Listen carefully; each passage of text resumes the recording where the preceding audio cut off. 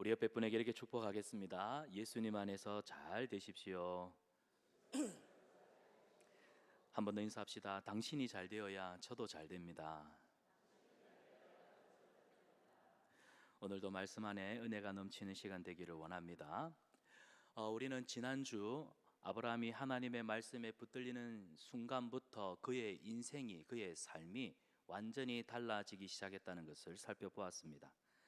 하나님의 말씀이 아브라함의 삶을 낚아채었습니다. 그가 전혀 생각지도 못했던 방향으로 하나님은 아브라함을 이끌어 가기 시작했습니다. 이때부터 아브라함의 인생의 시간표가 이제 제대로 흘러갔다라고 볼 수 있죠. 우리는 지난 창세기 12장 그의 나이 75세에 하나님이 아브라함을 부르심으로 아브라함에게 하나님의 말씀이 임함으로 그의 인생에 의미 있는 시간이 흘러가기 시작했다 말씀을 살펴보았습니다. 그런데 비단 아브라함뿐만입니까? 우리도 마찬가지입니다. 하나님의 말씀이 내게 임해서 내가 살아왔던 삶의 방향과는 전혀 다른 방향으로 하나님이 나를 이끌어가기 시작할 때 그때부터 우리의 삶은 새롭게 시작되는 줄 믿습니다. 우리가 이전부터 하나님을 알고 신앙생활을 했을지라도 사실 근본적으로 달라지지 않은 분들이 참 많습니다. 하지만 내 인생의 진정한 변화, 내 인생의 진짜 변화는 하나님의 말씀에 사로잡히는 그 시점부터 시작됩니다. 아브라함을 사로잡았던 하나님이 오늘 이 시간 저와 여러분을 사로잡아 하나님의 나라와 영광을 위해 살아갈 수 있도록 우리를 변화시키는 은혜가 있는 이 시간 되기를 축복합니다. 자, 가나안 땅은 하나님이 약속하신 약속의 땅이었습니다. 그런데 막상 가나안 땅에 들어와 보니까 기대했던 땅이 아닙니다. 이 사람이 살 만한 땅이 아닌 거예요. 척박하고 굉장히 건조한 땅이었습니다. 그래서 언제든지 기근이 들 수 있는 그런 땅이 바로 가나안 땅이었습니다. 가나안은 지질학적으로 보면 흙이 물을 머금어야 하는데 흙이 물을 머금지 못합니다. 그래서 비를 흡수하는 땅, 비가 내리는 족족 지하로 그냥 물이 빠져버리니까 이 식물이 자랄 수 있는 지표면은 늘 건조할 수밖에 없는 그런 땅입니다. 연중 강수량이 100에서 150mm밖에 되지 않는, 그러니까 보리 농사 정도 겨우 지을 수 있는 그런 땅이라고 보시면 되겠습니다. 그런데 이 가나안 땅에는 특이한 점이 하나 있는데요. 성경에도 이른 비와 늦은 비가 내린다 구절을 여러분 아실 겁니다. 이른 비는 여름 내내 바짝 말라있던 땅을 부드럽게 적셔 주어서 파종이 가능하게 하는 비가 이른 비입니다. 반대로 늦은 비는 이제 우기 동안에 곡식들이 잘 자랐지 않았겠습니까? 이제 결실을 맺을 그때, 열매를 맺을 그때 열매를 풍성하게 맺을 수 있도록 내리는 비가 늦은 비입니다. 그래서 이른 비와 늦은 비는 제때 내리는, 제때 필요한 축복이라는 의미를 가지고 있는데요. 이처럼 가나안이라고 하는 땅은 때를 따라 도우시는 하나님의 은혜 없이는 살 수 없는 땅이었습니다. 그래서 오늘 본문을 보면 기근, 아브라함이 가나안 땅에 딱 도착했을 때 그때 아주 극심한 기근이 들었더라. 이것은 하나님께서 아브라함을 위해 의도한 시험이었다는 것을 우리는 알 수가 있지요. 자, 10절 말씀입니다. 우리 10절 말씀을 함께 읽어보겠습니다. 그 땅에 기근이 들었으므로 그리로 내려갔으니 이는 그 땅에 기근이 심하였음이라. 자, 아브라함이 가나안 땅에 들어온 지 얼마 되지 않았습니다. 그런데 아브라함과 그의 가족들은 극심한 기근을 겪게 되죠. 아니, 이곳은 약속하신 땅이 아닌가? 하나님이 분명 복 주시겠다고, 민족을 창대케 하시겠다고 하신 땅인데 이 땅에는 하루도 머물러 살 수 없는데, 아마 이런 근심, 걱정, 고민이 들었던 것이 분명합니다.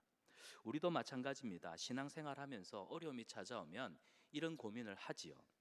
하나님의 비전, 하나님이 주시는 비전은 우리 인생을 새로운 도전으로 또 흥분으로 또 몰아가지만 때로는 이 비전의 인생을 살아가는 과정이 결코 쉽지 않다는 것을 우리는 깨닫습니다.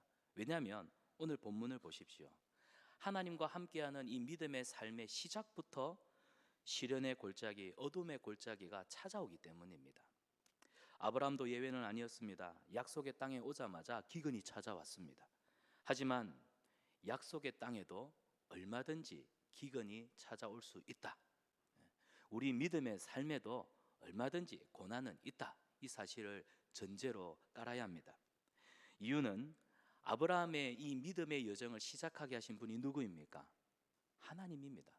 하나님이 저와 여러분 우리의 믿음의 삶을, 믿음의 여정을 걸어가도록 믿음을 주셨지 않습니까? 그러면 이 믿음의 여정 가운데 여러 일들을 겪게 될 텐데, 하나님은 결국 아브라함의 믿음을 훈련하고 연단시키고 성장시키기 위해서 이 믿음의 여정 가운데 때로는 우리가 원치 않는 고난도 시련도 겪게 하신다는 사실입니다.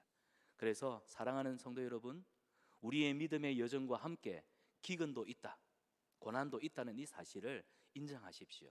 기억하십시오. 그래서 고난이 찾아왔을 때 왜 하필 나에게 불평과 또 두려운 마음으로 하나님이 주시는 고난을 맞이하게 되면 우리는 대개 실패할 경우가 큽니다. 따라서 불같은 시험을 하나님이 왜 우리에게 주시는가, 그 이유, 그 의도를 잘 아는 것이 중요합니다. 하나님이 왜 우리에게 이와 같은 시험을 주실까요? 두 가지로 살펴볼 수 있습니다. 첫 번째는 우리 믿음을 훈련시키고 강하게 연단하게 성장시키기 위해서입니다. 하나님은 아브라함이 믿음의 조상으로 살기를 바라셨습니다. 저와 여러분 우리도 믿음으로 살기를 가장 바라시는 분이 하나님입니다. 그래서 아브라함의 믿음을 연단하는 시험을 주셨던 거죠. 독일 속담에 이런 말이 있습니다. 가장 위대한 것은 폭풍 속에 만들어진다. 가장 위대한 것은 폭풍 속에서 형성이 된다. 여러분, 믿음은 고난을 겪을 때 온전해지고 역경을 만날 때 강해지는 것은 진리입니다. 순수한 철을 재련하기 위해서 뜨거운 용광물에 쇠를 넣습니다. 녹여서 불순물을 제거하고 연단하는 과정에서 아주 강도가 높은 순수한 철을 얻게 되지요. 마찬가지입니다. 하나님은 하나님의 사람들을 때로는 혹독한 시련을 통해서 견고한 믿음의 사람으로 연단하십니다. 믿음은 하나님의 은혜로 주어지는 것이 분명합니다. 그렇다고 처음부터 강하고 견고한 믿음을 가진 사람은 아무도 없습니다. 심지어 믿음의 조상이라고 불렸던 아브라함마저도 오늘 이 시험 앞에 흔들리는 모습을 우리는 보지 않습니까? 그렇기 때문에 강하고 견고한 믿음, 장성한 믿음의 분량까지 이르도록 믿음 주신 우리 하나님이 믿음의 조련사가 되어서 우리의 믿음을 강하고 견고하게 만들어 가기 위해 때로는 감당할 수 없는 혹독한 시련 가운데 내모십니다. 그렇다고 왜 나만 겪는 고난이냐고 원망하거나 불평하지 마십시오. 사랑하는 여러분, 나만 당하는 것이 아니라 믿음의 형제들이 동일하게 고난 가운데 있고, 하지만 우리가 감당하지 못할 시험을 허락하는 분이 아니시기 때문에 이왕 당하는 시험 하나님 앞에서 믿음으로 담대하게 감당해내는 우리 성도님들 되시기를 주님의 이름으로 축복합니다. 두 번째로 하나님이 우리에게 시험을 주시는 이유는 고난이 있기 때문에, 이 고난 때문에 그래서 오직 하나님만 바라본다는 거예요. 오직 하나님만 바라보는 겁니다. 감당할 수 없는 고난은 인간이 얼마나 무능력하고 연약한 존재인가를 절감케 합니다. 그래서 하나님을 전적으로 신뢰하게 되지요. 그 앞에서 겸손하게 됩니다. 아, 내가 아무것도 아니었구나. 지난 주일에도 말씀드렸지만 믿음이 무엇입니까? 믿음은 하나님의 말씀을 따라가는 것이 믿음입니다. 믿음은 내 안에 어떤 내공으로 쌓이는 능력이 아니라 믿음은 전적으로 하나님 말씀을 믿고 하나님 말씀을 따라가는 것이 믿음입니다.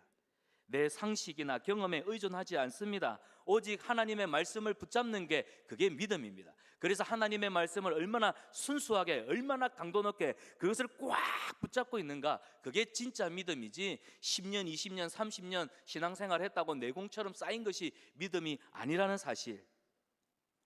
그런데 우리는요, 믿음 생활 도중에 이성과 타협하고 또 세상 사람들이 말하는 소위 상식, 합리적인 것, 이런 방법들 안에 타협해서 그냥 주저앉아 버리잖아요. 하나님의 말씀은 어떤 말씀입니까? 영원토록 변함이 없는 말씀입니다. 그런데 우리 인간은요, 그때 달라요. 순간순간 달라요. 시시때때로 변합니다. 믿음이라는 것이 뭐예요? 변하는 환경을 따라가는 것이 아니잖아요. 변하지 않는 영원하신 하나님의 말씀 붙드는 게 그게 믿음이라고 한다면 그때그때마다 상황 따라서 달리 해석을 하고 적용하는 그거는 믿음일 수가 없는 겁니다. 그건 타협입니다. 스코틀랜드 장로교인, 우리가 대한예수교 장로교라고 하는데 우리 장로교의 원래 오리지널은 영국 장로교, 그러니까 영국 스코틀랜드 장로교에서부터 선교사들이 복음을 들고 와서 대한예수교 장로회가 세워졌습니다. 이 스코틀랜드 장로교인들이, 이 청교도인들이 얼마나 하나님 앞에 말씀 그대로 믿음 생활했냐면 그들은 끊임없이 이런 말을 했어요. 타협은 악마의 소리다. 타협은 악마의 달콤한 사탄과 같다. 타협하는 순간 내 삶의 모든 믿음의 근간은 무너진다. 그래서 그들은 시시때때로 삶의 아주 달콤한 유혹과 같은 상황에 따라서, 환경에 따라서 달라지는 거 그들은 타협하지 않았습니다. 오늘날 교회가, 기독교 진리가 시시때때로 상황에 따라서 이 변화하는 윤리와 가치관 때문에 얼마나 무너지고 있습니까? 사랑하는 여러분, 저는 이 자리에서 여러분에게 동성애, 그것은 죄입니다. 성경이 금하는 죄입니다. 소돔과 고모라가 동성애 죄 때문에 멸망당했고 이스라엘 백성들이 모압 땅에서 이 동성애 때문에 죽임을, 죄를 하나님이 진노하셨을 때 이 아론의 아들 비느하스가 그 창을 꽂아서 여호와의 거룩한 분노를 해갈했던 모습을 보지 않습니까? 시대와 상황에 따라서 기독교의 가치관과 윤리가 달라진다, 그건 있을 수가 없어요. 믿음이라는 것은 변함없는 신실하신 하나님의 약속의 말씀을 믿고 따라가는 것이기 때문에 믿음의 삶의 적용도 말씀을 따라서 평가가 내려져야 한다는 사실입니다. 사랑하는 여러분, 때로는 이해가 되지 않아도, 내 앞에 기근이 있어도, 절망이 있어도 하나님의 말씀이 내 앞에 있기 때문에 그 말씀 붙들고 따라가는 것이 진짜 믿음입니다. 저와 여러분, 우리의 믿음이 변함없으신 하나님의 말씀 붙들고 살아가는 은혜가 있기를 축복합니다. 우리는 그런 말을 자주 하지요. 환경이 어렵다고 쉽게 타협하지 마십시오.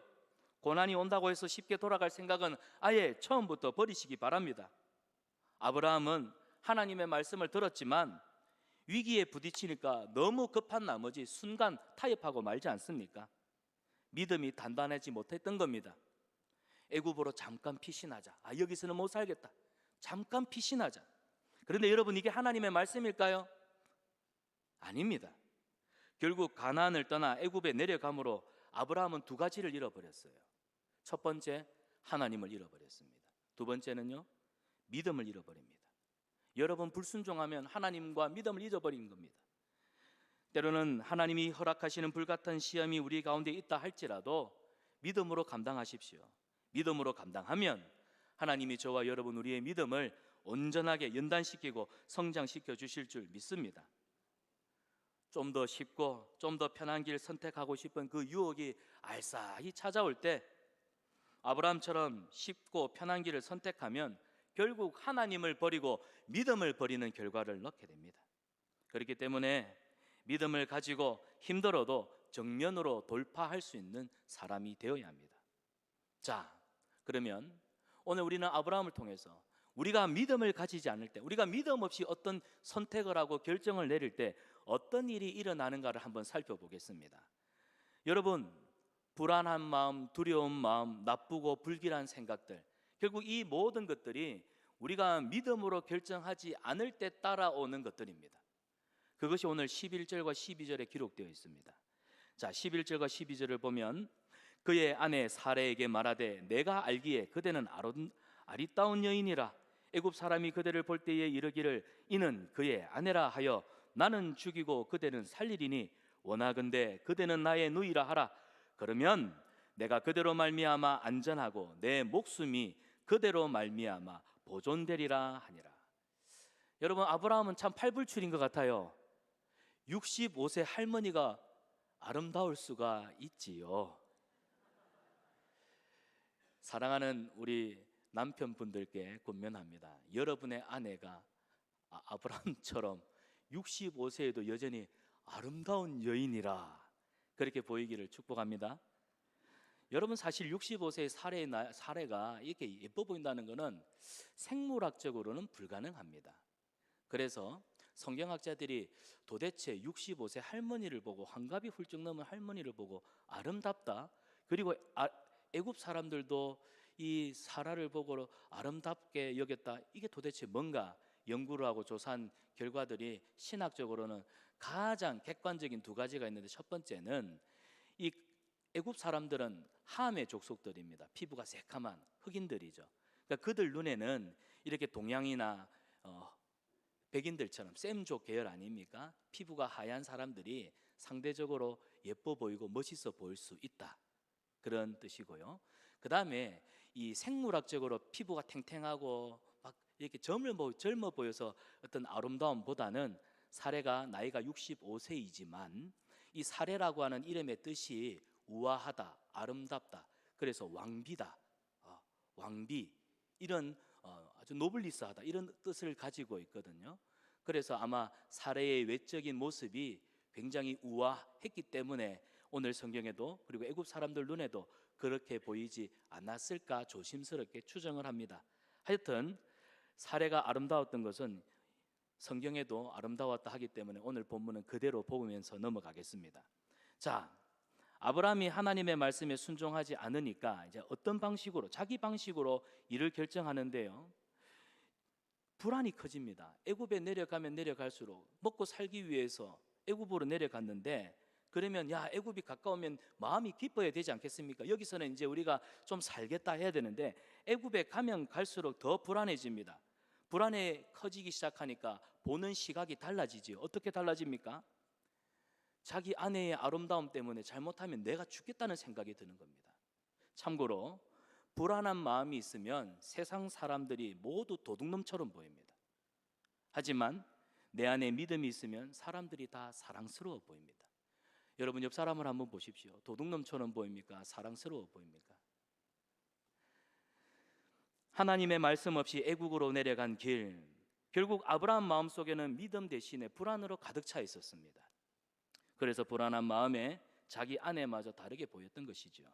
내가 보기에도 이 여자가 이렇게 예쁜데 다른 남자들이 내 아내를 탐내지 않을까? 이런 생각을 한 겁니다. 결국 불안은 불안을 낳습니다. 최악은 최악을 낳는 겁니다.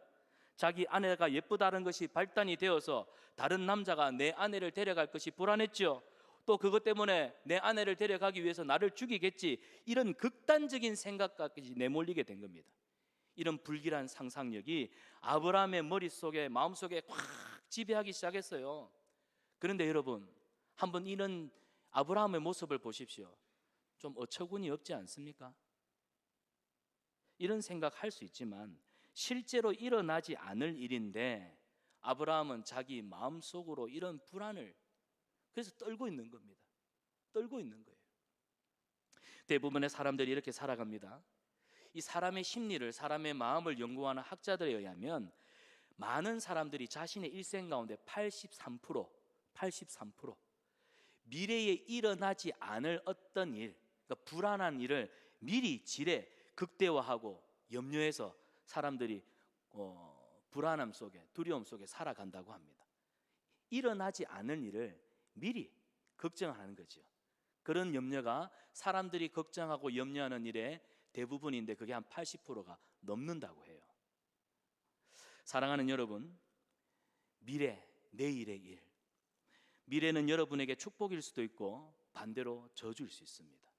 우리 예수님이 말씀하십니다. 이방인들은 무엇을 먹을까, 무엇을 마실까, 무엇을 입을까 염려하지만 우리에게는 염려하거나 걱정하지 말라고 하셨습니다. 주님이 지키십니다. 주님이 돌보십니다. 주님이 여러분의 모든 형편과 처지를 다 알고 계십니다. 하늘의 새도, 들에 나는 풀들도 그 꽃으로 하나님이 먹이시고 입히시는데 하물며 너일까 보냐. 문제는 우리 마음에 달려 있어요. 아직 미래에 어떤 일이 일어날지 우리는 아무도 모릅니다. 하지만 믿음이 있는 사람은 미래가 축복일 수 있지만 믿음이 없으면 결국 미래는 불안할 뿐입니다. 아브라함은 하나님을 잃어버리는 순간 결국 믿음마저 잃어버렸지 않습니까? 그때부터 불안이 찾아온 겁니다. 그 불안한 마음 때문에 극단적인 선택과 행동을 하게 된 것이지요. 결국 불안한 마음 때문에 믿음의 사람이 거짓말을 하지요. 이 무책임한 말이 얼마나 큰 파장을 불러올지 아브라함은 알지 못했습니다. 자, 13절을 보십시오. 아브라함은 자기 아내를, 자기 부인을 누이라고 말합니다. 사실 엄밀하게 따지면 아브라함과 아내는 누이 관계가 맞아요. 친척 관계입니다. 그래도 사례는 엄밀한 의미에서 아브라함의 아내 아닙니까? 그런데 두려움 때문에 부인을 빼앗기고 자기도 죽을 수 있다는 이 생각 때문에 아브라함은 믿음으로 행동하지 못했다는 것이 오늘 이 본문이 우리에게 주는 내용입니다. 이처럼 성도가 믿음을 떠나면 실망스럽고 초라한 존재가 되고 맙니다. 결국 불안하고 두려운 마음을 극복하지 못하니까 더 상황을 악화시켜버리죠. 더 키워버립니다. 이게 바로 어리석고 완악한 인간의 모습, 믿음이 없는 사람의 삶, 이 아브라함을 통해서 우리가 발견하게 되는 겁니다. 사랑하는 여러분, 믿음은 처음부터 온전하지 않습니다. 믿음은 처음부터 성공적이지 않아요. 기근을 만나야 합니다. 기근을 만나야 내 믿음이 진짜 믿음인지 가짜 믿음인지 알 수 있습니다. 기근을 만나야 인간적인 방법이 얼마나 어리석은 선택인지를 깨달아요. 그래서 우리 인생에는 이 고난이 필요한 것입니다. 고난은 나의 믿음을 순결하게 만듭니다. 위기 앞에 끌고 가기도 하지만 그 기근으로 말미암아 내 믿음이 진실되게 되기 때문이에요. 따라서 기근을 만나지 않더라도 기근을 만나더라도 주저하지 마십시오. 어쩌면 고난은 변장하고 찾아온 축복일 수 있습니다. 그러므로 믿음의 시련이 우리에게 왔다. 그때 우리가 던져야 될 질문은 뭘까요? 야, 어떻게 하면 이 어려움을 벗어나지? 이게 아니에요. 하나님이 지금 내게 고난을 주셨는데 이 어려움을 통해서 내가 도대체 무엇을 알아야 하지? 하나님이 내게 도대체 무엇을 가르쳐 주실까? 우리가 하나님의 뜻 안에 있다는 것이 확실하다면 기근이 왔을 때, 그러면 기근 가운데서도 우리는 해답을 찾을 수 있어야 합니다. 인내하면서 버티시기를 바랍니다. 기도하십시오. 하나님이 움직이라 할 때까지는 약속의 땅을 절대로 떠나서는 안 됩니다. 우리가 종종 인생의 중요한 결정에서 실패하는 이유는 상황을 급하게 대처하려고 하다가, 그러니까 기도가 맨 나중이 되는 겁니다. 기도가 맨 나중이 되는 거예요. 기도하십시오. 그리고 힘들어도 인내하며 버티십시오. 불안한 마음에 선뜻 애굽을 떠나면 아브라함처럼 낭패를 당하기 십상입니다. 가나안 기근 가운데서도 함께 하시는 하나님을 온전히 신뢰할 수 있는 것, 이게 진짜 믿음입니다. 이 믿음이 저와 여러분 흔들릴 수밖에 없는 고난 가운데서도 우리를 굳게 서게 하는, 최후 승리 얻게 하는 그런 주님 기뻐하시는 믿음이 되기를 축복합니다. 자, 이제 15절을 보면 결국 일어나지 않을 일을 지레 짐작하고 두려워했던 그 아브라함의 불안함이 진짜 현실이 되고 말았습니다. 그의 두려움이 현실이 되고 맙니다. 15절을 보면 우리 15절 말씀을 같이 읽습니다. 바로의 고관들도 그를 보고 바로 앞에서 칭찬하므로. 자, 바로의 신하들이 이 사라의 아름다움을 보고 왕의 후궁으로 추천합니다. 근데 마침 아브라함이 뭐라고 해요? 내 누이입니다 라고 하니까, 남편이 없다고 하니까 바로도 이 사라를 자기 후궁으로 맞아들이는데 거리낌이 없습니다. 그뿐입니까? 아우 고마워. 그래서 고대 사회에서는 이 신랑이 신부를 얻기 위해서는 결혼 지참금을 그 신부 집에다가 엄청나게 주지요. 그래서 양과 소와 나비와 암수 낙타가 엄청나게 졸지에 거짓말 한 번에 아브라함이 부자가 되어버렸습니다. 여러분, 내가 거짓말해서 이렇게 부자가 되면 기분이 좋습니까? 나쁩니까? 거짓말로 졸부가 되어버린 이 아이러니한 사건은 믿음의 사람답게 행동하지 못한 아브라함에게는 도리어 더 부끄러움과 수치가 되는 결과가 되고 말았습니다. 정직한 땀의 수고, 그 열매가 우리로 하여금 만족과 기쁨과 보람을 누리게 하지, 정직하지 못한 땀의 열매는 여러분 우리로 하여금 도리어 부끄럽게 하고 우리를 두렵게 만듭니다. 사실 아브라함이 정직하게 말할 수 있는 기회가 2번이나 있었어요. 하지만 결국 놓쳤지요. 왜 그랬습니까? 사람을 두려워했기 때문입니다. 사람이 무서워서 그랬어요. 죽을까 봐, 저들이 나를 잡아 죽일까 봐. 잠언 29장 25절입니다. 잠언 29장 25절 우리 같이 읽습니다. 사람을 두려워하면 올무에 걸리게 되거니와 안전하리라. 여러분, 아브라함이 두려워한 게 누굽니까? 하나님입니까? 아니요. 아브라함은 사람을 두려워했습니다. 그러니까 이제 자기 나름은 계략을 짠 것이지요. 그런데 이 자기가 짠 계략, 자기가 이 모략을 짰는데 결국 이 계략에 자기가 넘어가고 말았습니다. 그뿐입니까? 심지어 비겁하고 부끄러운 남편이 되고 말았어요. 딴에는 머릿속에 뭐 잔머리 굴린다고 굴렸는데, 여보, 당신은 오늘부터 내 아내가 아니라 내 누이라고 좀 해줘. 이게 뭐예요? 자기 살자고 얼마나 자기 중심적인지. 결국에는 아내를 팔아먹는 아주 파렴치한 인간이 되고 말았습니다. 이게 믿음 없는 사람의 모습입니다. 이게 오늘 나의 모습이라는 거예요. 하나님 앞에 믿음 없이 행하는 나의 모습이 이렇게 자기 중심적이고 참 하나님 앞에 부끄럽고 수치스러울 수밖에 없는 그런 어리석은 선택을 할 수 있다는 겁니다. 믿음이 없고 정함이 없고 하나님이 없으니까 끝도 없이 나락으로 추락하는, 사실 우리는 믿음의 조상 아브라함이라고 하는데, 오늘 성경은 이게 아브라함이야? 이게 아브라함이 믿음이야? 아브라함이 어떻게 이런 삶을 살 수가 있대? 정말 그에게서 너무나 실망스러운 모습을 보지 않습니까? 사랑하는 여러분, 어떤 경우에라도 하나님을 붙드시기 바랍니다. 말씀을 붙드십시오. 기도하셔야 합니다.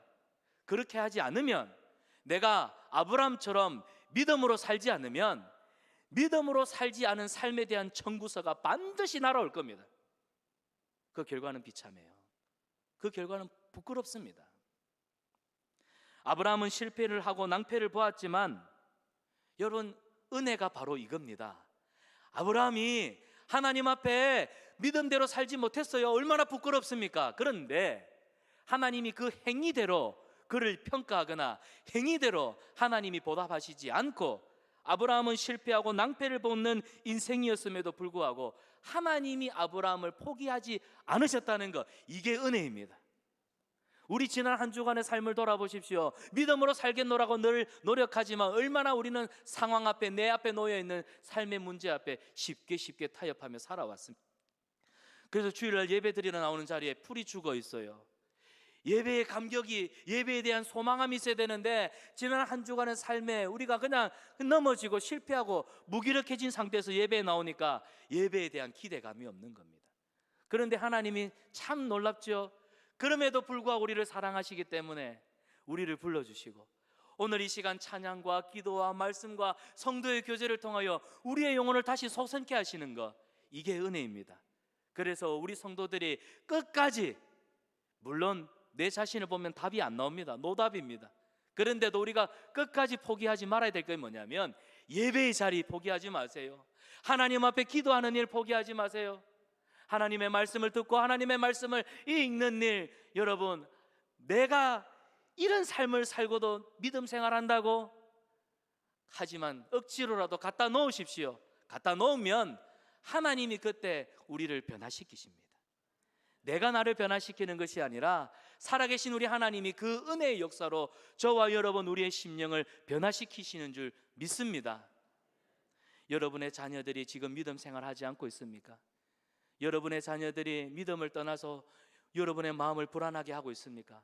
그렇다면 여러분의 자녀들이 예배를 회복할 수 있도록, 말씀의 자리에 설 수 있도록, 하나님 앞에 기도의 끈은 놓지 아니하도록 하나님, 내 자녀를 붙들어 달라고 여러분이 여러분의 자녀를 위해서 기도하시기를 바랍니다. 부모인 우리가 우리 자녀들을 위해서 기도하면, 여러분이 기도하기 시작하면 하나님께서 그들의 영혼을 결코 놓치지 아니하십니다. 때가 되면, 아브라함은 75세에 믿음의 여정을 시작했지요. 우리 각자에게는 하나님이 부르시는, 하나님의 효과적인 부르심의 때가 있습니다. 그 때가 멀지 않았습니다. 하나님 앞에 여러분의 자녀를 놓고 기도하시기를 바랍니다. 기도하면 하나님이 여러분의 기도를 통하여 내 자녀들의 삶을 변화시켜 주실 줄 믿습니다. 이 은혜가 있기를 주님의 이름으로 축복합니다. 자, 그래서 하나님이 그런 실패, 낭패를 겪고 있는 아브라함을 포기하지 않고 찾아오십니다. 이제 하나님의 직접적인 개입이 있지요. 하나님이 막으십니다. 왜 그러셨을까요?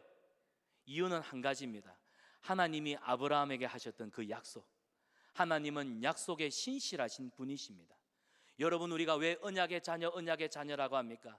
이 자녀는 내가 하나님의 백성으로 인쳤다, 하나님이 약속하신 자녀이기 때문에 언약의 자녀가 지금 청년이 되어가지고 직장생활 하느라, 학교를 다니느라, 세상 친구들과 어울려 다니느라 비록 믿음 밖에 떠나 있다 할지라도 하나님께서 약속으로 인치신 자녀는 때가 되면 반드시 돌아올 것입니다. 그래서 언약의 부모인 내가 그 낙심과 실패한 마음 때문에, 실망한 마음 때문에 아이의 마음속에 네가 이렇게 살면 돼, 마음에 상처 주는 일은 그만하시고 오히려 그 자녀를 위해서 기도하는 일을 더 힘쓰시기를 바랍니다. 사실 우리 부모가 욕심 때문에 실망스러운 모습을 보니까 그거 못 참아가지고 마음에서 나오는 그 원한들을 막 자녀들한테 말로 쏟아내잖아요.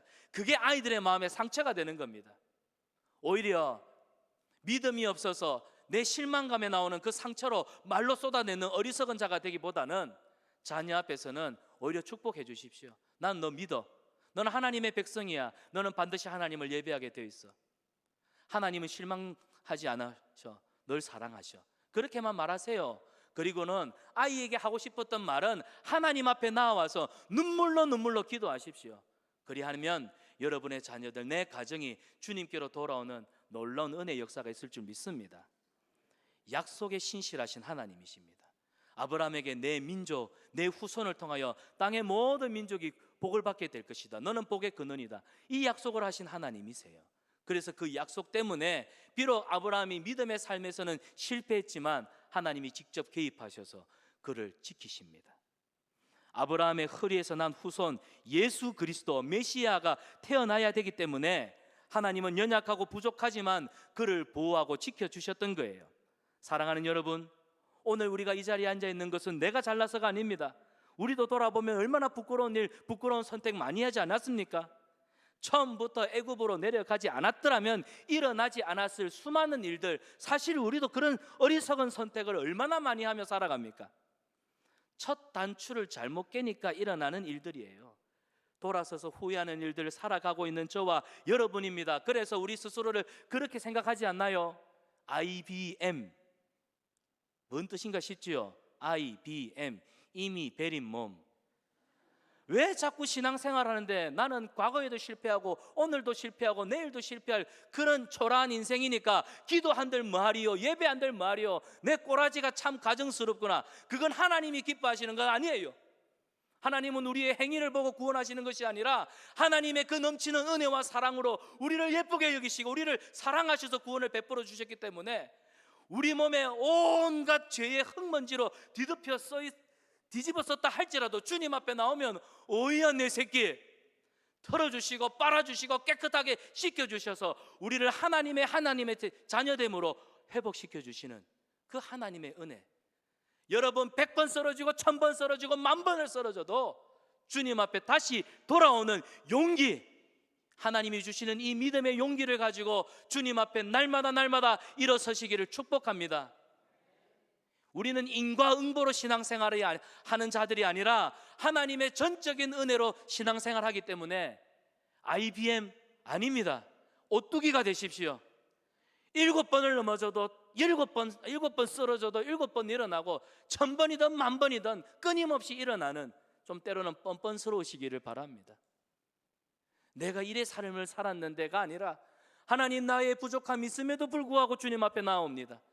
이것이 저와 여러분 하나님의 은혜 없이는 살아갈 수 없는 죄인입니다. 주님 앞에 기도의 자리에 나아가는 그런 저와 여러분 되시기를 축복합니다. 사랑하는 여러분, 저는 여러분에게 이 결단을 하기를 요청합니다. 우리가 지난날 살아오면서 내 어리석은 생각과 행동과 선택으로 인해서 결국 아브라함이 하나님 앞에 부끄러운 삶을 살았지만 사실 엄밀히 말하면 아브라함 때문에 아내 상처받았을 것을 생각해 보십시오. 아브라함의 어이없는 이 거짓말 때문에 결국 누가 손해봅니까? 바로왕이, 괜히 죄 없는 바로왕이 덜컥 아내로 맞아들였다가 그 집에 태의 문이 닫히고 하나님의 진노가 그 가정에 떨어지는, 결국 내가 믿음 없이 행함으로 인해서 내 가족이 손해보고 내 이웃이 낭패를 당하고 성도와 교회가 믿음으로 살지 않으니까 국가적으로 민족적으로 손해보는 일들이 일어날 수 있다는 사실입니다. 오늘날 우리 교회가 오늘 세상 사람들에게 손가락질 당하는 건 우리가 믿음대로 살지 못했기 때문이라는 것을 방증하는 것임을 여러분 기억하셔야 돼요. 아브라함이 축복의 통로가 되어야 되는데 내가 너를 복의 근원으로 삼겠다 했는데 도리어 오늘 본문에서는 재앙의 통로가 되고 말았습니다. 나도 그런 사람이 될 수 있다는 거예요. 하나님이 명하신 믿음의 자리를 함부로 떠나는 일을 하지 않도록 여러분 말씀 앞에 정신을 차리고 회개하시기를 바랍니다. 회개하면 두 번째 기회를 주십니다. 우리가 하나님 앞에 마음을 돌이켜 돌아오면 두 번째 기회를 주시는, 그래서 우리 하나님은 은혜의 하나님, 사랑의 하나님, 긍휼의 하나님, 심지어 우리가 하나님 앞에 죄를 지어 매를 얻어맞는 그 가운데서도 진노 가운데서도 긍휼을 베푸시기를 주저하지 않으시는 그 하나님, 그분이 내 하나님이십니다. 오늘 설교 말씀을 들으시는 분들 중에 오늘 아브라함과 같은 내 믿음의 근간이 흔들리는 이런 위기에 처한 분들이 계십니까? 여러분 믿음의 자리를 떠나지 마십시오. 어려움을 견디지 못해서 하나님 허락 없이 혹시 자리를 불쑥 떠난 분들이 계십니까? 지금 여러분이 도망쳐간 애굽에서 뜻하지 않는 오늘 아브라함과 같은 이런 어려움을 겪고 계신 분들이 있다면 오늘 이 말씀을 듣고 진지하게 회개하고 돌아오시기를 바랍니다. 지금도 늦지 않았습니다. 하나님, 제가 잘못했습니다. 하나님, 회개합니다. 용서해 주십시오. 두 번째 기회를 주십시오. 기도하는 저와 여러분 되시기를 원합니다. 여러분이 있어야 할 그곳으로 돌아가겠다고 하나님 앞에 서원하십시오. 그리하면 하나님께서 여러분의 실수를 만회할 수 있도록 고쳐주실 줄 믿습니다. 이 은혜가 저와 여러분의 가운데 넘치기를 주님의 이름으로 축원합니다. 우리 함께 기도하겠습니다. 사랑의 하나님, 하나님이 약속하신 땅으로 갔다가 첫 번째 시련을 당한